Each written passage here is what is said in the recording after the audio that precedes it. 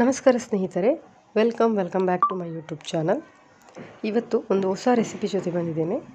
Egg Maggi soup recipe ಅಂತೇಳಿ ಚಳಿಗಾಲಕ್ಕೆ best ಆದಂಥ ಒಂದು ಮನೆಯಲ್ಲಿ ಸಿಂಪಲ್ಲಾಗಿ ಮಾಡುವಂಥ ಸೂಪ್ ರೆಸಿಪಿ.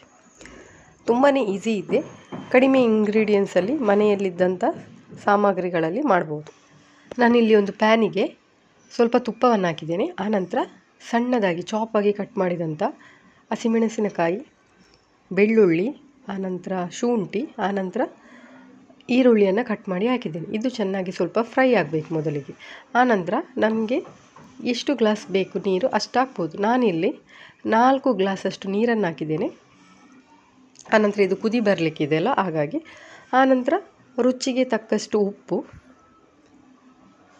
ಆನಂತರ ಖಾರಕ್ಕೆ ಕರಿಮೆಣಸಿನ ಹುಡಿ, ಬ್ಲ್ಯಾಕ್ ಪೆಪ್ಪರ್ ಖಾರ ಬೇಕಿದ್ದರೆ ಜಾಸ್ತಿ ಕೂಡ ಹಾಕ್ಬೋದು. ಮತ್ತೊಂದು ಇಲ್ಲಿ ಇದ್ದರೆ ವೈಟ್ ಪೆಪ್ಪರ್ ಪೌಡರನ್ನು ಕೂಡ ಯೂಸ್ ಮಾಡ್ಬೋದು. ನಾನು ಯೂಸ್ ಮಾಡಲಿಲ್ಲ. ಆನಂತರ ನಾನಿಲ್ಲಿ 1 ಪ್ಯಾಕೆಟ್ ಮ್ಯಾಗಿ ಮಸಾಲವನ್ನು ಹಾಕ್ತಿದ್ದೇನೆ. ನಂತರ ಮ್ಯಾಗಿಯನ್ನು ಹಾಕ್ತಿದ್ದೇನೆ 1. ಈ ಮ್ಯಾಗಿ ಏನು ನೀರು ಹಾಕಿದ್ದೇವಲ್ಲ ಅದರಲ್ಲಿ ಚೆನ್ನಾಗಿ ಬಾಯ್ಲ್ ಆಗಬೇಕು. ತುಂಬ ಕ್ವಾಂಟಿಟಿಯಲ್ಲಿ ಮಾಡೋದಾದರೆ 2 ಪ್ಯಾಕೆಟ್ ಹಾಕ್ಬೋದು. ಆನಂತರ ಇದಕ್ಕೆ ಒಂದು 3ರಿಂದ 4 ಟೇಬಲ್ ಸ್ಪೂನಷ್ಟು ಸೋಯಾ ಸಾಸನ್ನು ಹಾಕಬೇಕು. ಮ್ಯಾಗಿ ಅರ್ಧ ಬೆಂದ ನಂತರ ಹಾಕಬೇಕು. ರೆಸಿಪಿ ಅಂತೂ ತುಂಬ ಚೆನ್ನಾಗಿ ಬಂದಿದೆ.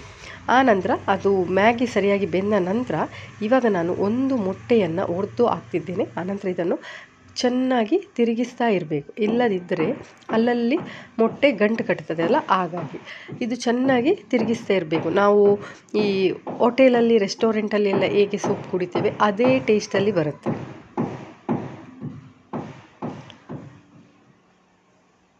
ನಿಮಗೆ ಬೇಕಿದ್ದರೆ ಬೇರೆ ಮಸಾಲ ಹುಡಿಯನ್ನು ಕೂಡ ಆ್ಯಡ್ ಮಾಡ್ಬೋದು. ನಾನು ಇಷ್ಟನ್ನೇ ಆ್ಯಡ್ ಮಾಡಿದ್ದು, ಮತ್ತೇನನ್ನು ಹಾಕಲಿಲ್ಲ. ಇವಾಗ ಇದಕ್ಕೆ ಸ್ವಲ್ಪ ಕೊತ್ತಂಬರಿ ಸೊಪ್ಪು ಬೇಕಿದ್ದರೆ ನಿಮಗೆ ಇದಕ್ಕೆ ಸಣ್ಣದಾಗಿ ಕಟ್ ಮಾಡಿದಂಥ ಕ್ಯಾರೆಟ್, ಬೀನ್ಸನ್ನು ಕೂಡ ಹಾಕ್ಬೋದು. ಇದ್ದರೆ ಸ್ಪ್ರಿಂಗ್ ಆನಿಯನ್ ಕೂಡ ಹಾಕ್ಬೋದು. ಇಲ್ಲಿ ನಾನು ಉಪ್ಪು ಸ್ವಲ್ಪ ಕಮ್ಮಿ ಇದೆ ಅಂತೇಳಿ ಸ್ವಲ್ಪ ಉಪ್ಪನ್ನು ಹಾಕಿದ್ದೇನೆ. ಆನಂತರ 1 ಲಿಂಬೆಯ ರಸವನ್ನು ಹಾಕ್ತಿದ್ದೇನೆ. ಸೂಪಲ್ಲಿ ಸ್ವಲ್ಪ ಹುಳಿ ಕೂಡ ಬೇಕಲ್ವ, ಹಾಗಾಗಿ. ಇವಾಗ ಈ ಇದ್ದಂಥ ಸೂಪಲ್ಲಿ ಸ್ವಲ್ಪ ಥಿಕ್ನೆಸ್ ಬರಬೇಕಲ್ಲ, ಅದಕ್ಕಾಗಿ 1 ಸ್ಪೂನಷ್ಟು ಕಾರ್ನ್ಫ್ಲೋರನ್ನು ಹಾಕಿ, ಅಂದರೆ ನೀರಿನಲ್ಲಿ ಕಲಸಿ ಹಾಕ್ತಿದ್ದೇನೆ. ಕಾರ್ನ್ಫ್ಲೋರ್ ಯಾಕೆ ಹಾಕೋದಂದರೆ ಇದು ಸ್ವಲ್ಪ ಥಿಕ್ನೆಸ್ ಬರಲಿ ಅಂತೇಳಿ. ನಾವು ಸೂಪು ಹೊರಗಡೆ ಹೇಗೆ ಕುಡಿತೇವೋ ಆ ಒಂದು ಥಿಕ್ನೆಸ್ ಬರಲಿ ಅಂತೇಳಿ ಹಾಕೋದು ಅಷ್ಟೇ. ಆನಂತರ ಇದು ಚೆನ್ನಾಗಿ ಒಮ್ಮೆ ಬಾಯ್ಲ್ ಆಗಬೇಕು. ನೋಡಿ, ನಮ್ಮದು ಮನೆಯಲ್ಲೇ ಮಾಡಿದಂಥ ಎಗ್ ಮ್ಯಾಗಿ ಸೂಪ್, ಒಂದು ವಿಂಟರ್ ರೆಸಿಪಿ ತಯಾರಾಗಿದೆ. ಈಸಿಯಾಗಿ ಮಾಡ್ಬೋದು, ಹೆಲ್ತಿ ಕೂಡ. ಮಕ್ಕಳಿಗಂತೂ ತುಂಬ ಇಷ್ಟ ಆಗುತ್ತೆ, ಯಾಕಂದರೆ ಎಗ್ ಕೂಡ ಇದೆ, ಮ್ಯಾಗಿ ಕೂಡ ಇದೆ, ಸೂಪಿಗೆ ಸೂಪ್ ಕೂಡ.